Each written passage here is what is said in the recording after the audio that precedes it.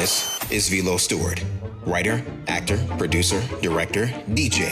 He has a great love and appreciation for filmmaking. This is Q Nice, poet, actor, producer, director, music, curating specialist. He has a great love and appreciation for music. So what do you get when you put the two of these guys together? You get a very special event called Music and Movies on the Zoom platform this Friday. Start time is 8:08 p.m. Pacific Standard. Join Music and Movies and say hello to the rest of the crew. Say hello to Gwen, Carmen, Clarence, and Fred. So put on your dancing shoes and get ready to pop the popcorn from Music and Movies on the Zoom platform. Sponsored by TrillVision and the Quentin Findlay Collection. Is it vegan?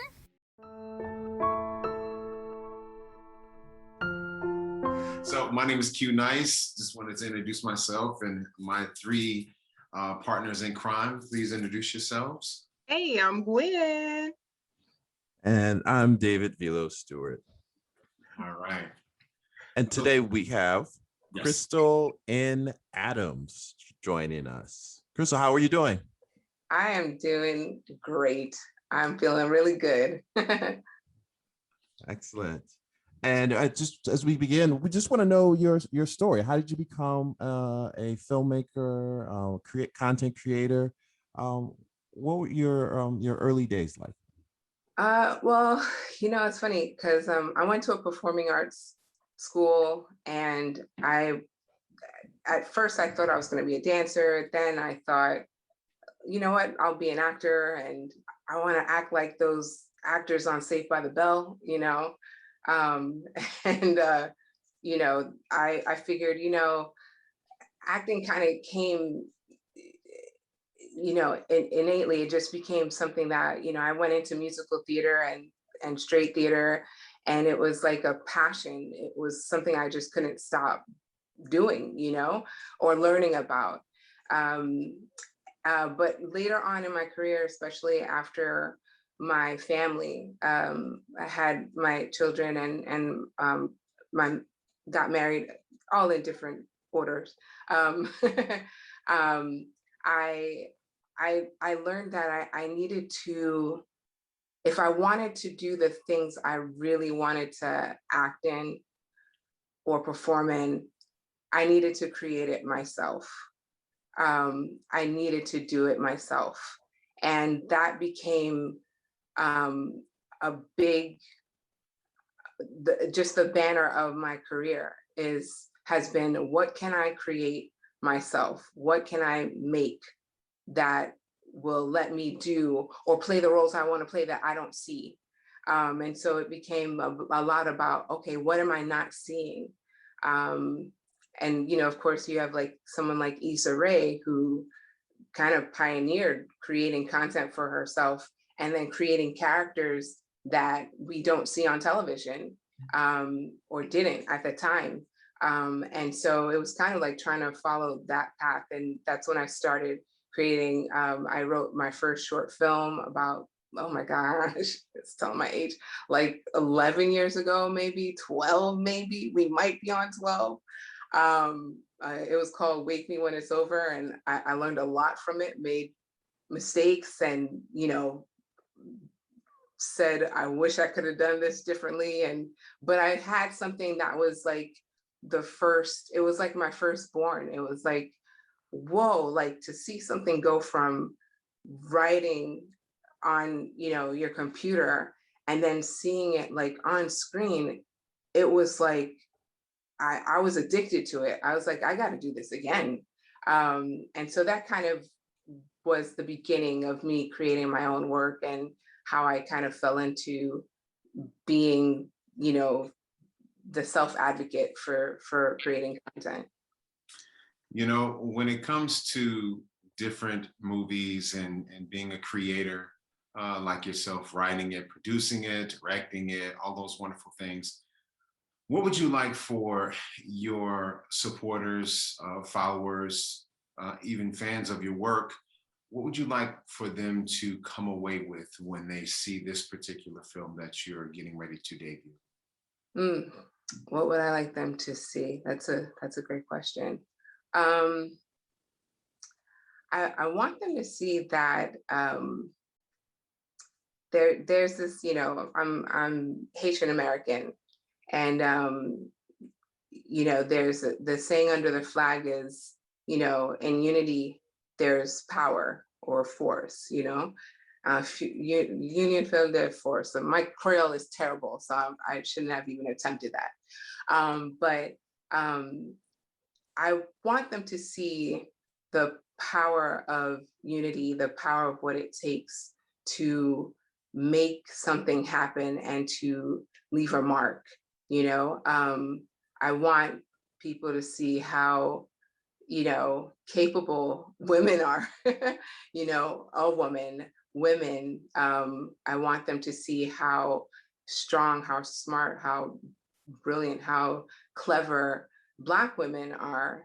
I want them to see, you know, a story, but I want them to understand also not just the story itself, but what it takes to make the story, to create the story and then to bring it to life. Like, I want people to say, wow, I haven't seen that before. I haven't seen that with, you know, again, like, I haven't seen a neo-noir silent film with a Black female lead.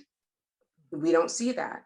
But now I can see it now. I can see that as a possibility. I can see that as a likelihood, because it's been put in front of my eyes. And so I kind of want, I want people to see a lot of different things, but I want them to see the power of unity and the power of possibility. I have a question for Amazing. you. Continued success to you. Oh, excuse me, I'm sorry.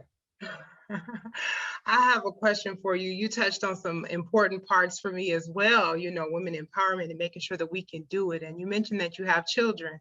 So one of the challenging things I think sometimes we find is time to do everything. How long did it take you from start to finish to complete this project?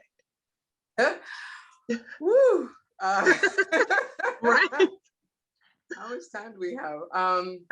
It took me, well, you know, initially when I started the idea of this film, when it was just a little seedling of an idea, it was a birthday gift to myself.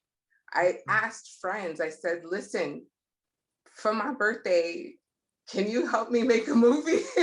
Right. You know, it was just one of those things where it's like, what can I ask for on a special day that would take a little bit more sacrifice than, you know, without it being too much of a huge favor, you know? And that was what came to mind. Like, let's just shoot a film. Let's just Nice do birthday something. gift. Yeah, as a birthday gift. Yeah. And happy birthday to me. Let's make a movie. Let's make it That's happen. awesome. What did you find, or so it took you about like, it took me about 4 years, 4 or 5 years, because the shoot dates were, you know, done over the course of 6 or 7 months. Then it was getting editing, and then it was, I mean, this film is like ultra low budget, you know, because a lot of it were favors. And then, you know, weather and all of those things. But I had to find an editor. And by that time, like, the budget had run dry, and it was like, okay, let's work on other things. So I started working on my web series. And then I was like, this film is knocking at my door to be done. It needs to be done. It needs to be done. So finally, I just scraped up the money to get an editor and, you know, and my composer, to Marissa Hickman, to help put it together. And then we literally finished it, I want to say in 2019. And then we started sending it out to, you know, submitting it to festivals then. So about 5, maybe 6, let's go with 5.5 years. awesome. So what did you find to be the most challenging? Was it to get started or to keep going? To keep going. Yeah. Definitely to keep going. You know, the fun part, I mean, the hardest parts when you are doing a low budget film, you know, especially when you don't have like the $10 million budget, you know, that everybody is asking for, everybody wants, you know, you know, the prep, the pre-production and the post-production are like tough. The fun part is filming. You know, even though we were like cold when we were outside, there's some outdoor scenes. It was cold. It was brick. But I would say that like once you have it shot and then like being creative enough to figure out, okay, how am I going to finish this film? You know, I was like, the birthday idea was great, but I didn't think it through, you know? And I think the hardest part really is when your resources look like they're running, you know, dry, to keep going. How do you keep going? How do you keep that motivation to keep it going and say, let's get it finished. Let's not keep it in the, you know, the clips of Final Cut. How do we get it out? How do we put it together? How do we, you know, keep that goal to get her done, you know? That's what I would say was probably the biggest challenge was, you know, not, you know, the drive to keep going when you don't have what you think you need, even though you will get it, but not in the time that you want. And so the patience part has to kick in, you know, the patience and passion. So I'd say, yeah, that. Kudos to you for getting it done. Thank you. Thank you. Yes. You know, And I have a question about the how you came up with the concept of the film. I love it in terms of a neo-noir silent film about a wife who is wronged and comes up with a recipe for revenge. That's amazing. That's amazing. I have to give credit to my husband. He helped me word that. He totally good. helped me word it. I was like, you know, babe, you need to go into a career where you're just writing log lines, you know? You know, the concept kind of came in pieces. And it also came from not really getting my way. I initially wanted to do like a music video that was like something that had a bunch of women dancing. Like I wanted it to be a dance film, short film. And I wanted it to be, you know, in certain locations. I don't want to give too much away. I wanted it to be in certain locations. And I was like, oh yeah, I forgot I don't have money. So I can't do some of this stuff I want to do. I got to get creative.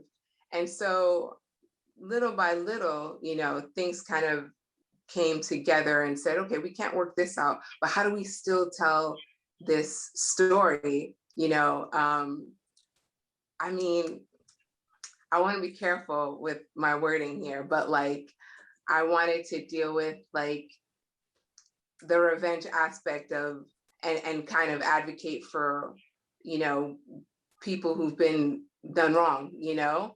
And I wanted to put it in a way that wasn't, you know, smacking you over the head.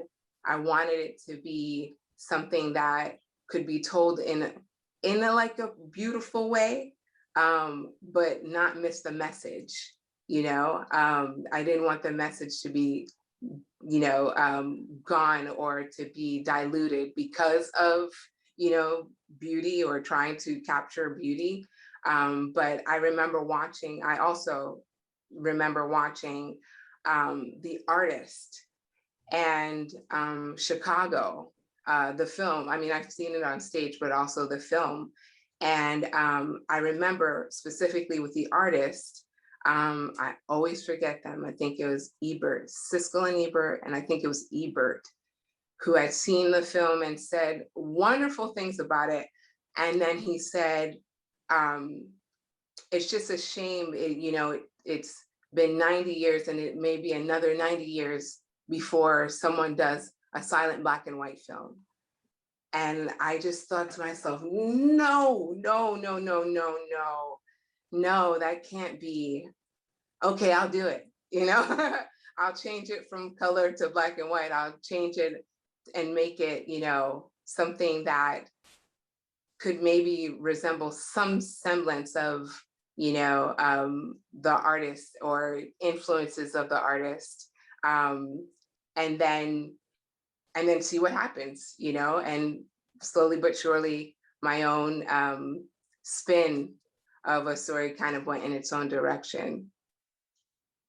Excellent. And for this film festival, Conch International Film Festival, why is this festival important? And what are your hopes for having your film in this festival? Oh yeah, I mean, it's like the first official year, for the festival, and I think it's really important. It starts with a bang.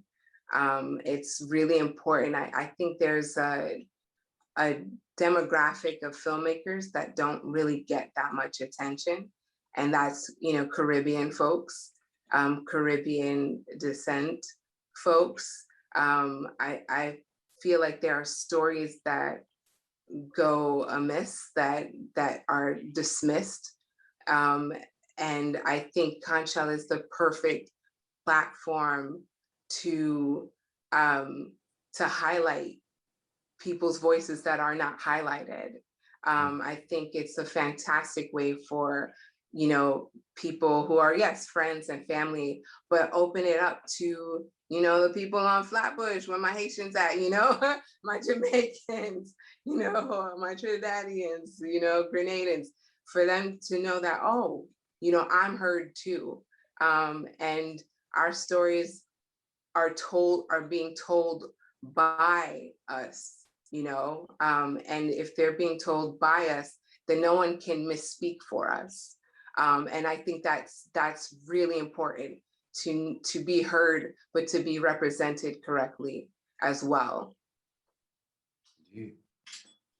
Awesome. Do you have any advice for your younger filmmaker self? Now, with all that you've learned, all that you've accomplished, what's one piece of sage advice for your young filmmaker self? Okay. Get lights. No, I don't know. My first film, the DPs that came, they were brothers. They came in from Maryland, and they told me they had lights, and they came without lights. And so I was like, okay, maybe it'll just be a little dim, I didn't know I needed lights so bad until the very end, when we, in post, where we had to scrap so much footage. I mean, we lost scenes, Wow. and maybe that's the most important thing I learned. That's great, Get though. lights, get Yeah. lights, Get that lights. equipment together, right? Yeah, right? get it together, fix it in pre, not post, like sometimes you don't get that option in post. So I guess in the core, the heartbeat of that statement is be as prepared as possible as you possibly can be. Make Sprite out of lemons, because when you have lemons, you can make an assortment of things. You can make tarts, you can make cookies, you can make lemonade, you can make strawberry lemonade. There's so many options, and sometimes we just see the lemons, but you can make a story come true. You can bring a story to life with all that's around with technology now. You can make films on your phone. You are more than capable to make stories happen. Then there's no excuse anymore. Thank you.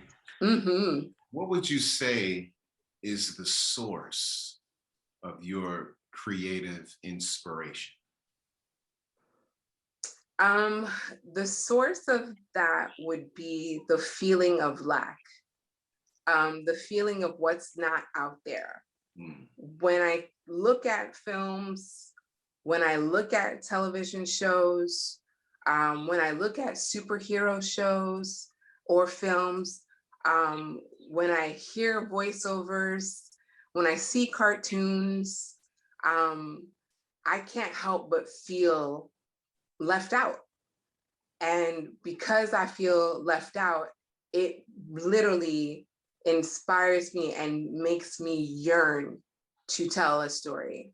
It makes me yearn to say, okay, I don't see it there, then I gotta do it. Then I gotta write it. Then we have to just put it out there. When I see, like, you know, or even when I see misrepresented characters in plays as well, I write plays as well. It makes me, it burns inside of me to create, to make right, to include, to contribute to the industry of storytelling. You know, so it comes from a place of what I feel is lacking. That's where the fire comes from. Excellent. Bravo. Excellent. Thank you. And where can people follow you? Website, social media? You can follow me on Instagram, Krystle and Adams. Facebook, also Krystle and Adams. It's called the Writer Actress or Writer Actress. I should know this stuff, but I'm like, my kids are like, they're more tech savvy than I am, you know? So my daughter probably knows more of my handles. But those are the two that I'm usually on, Facebook and Instagram. Krystle, thank you so much for joining us. And we look forward to connecting and supporting and seeing your film. Thank you very much. Thank you so much for having me. It was an absolute pleasure.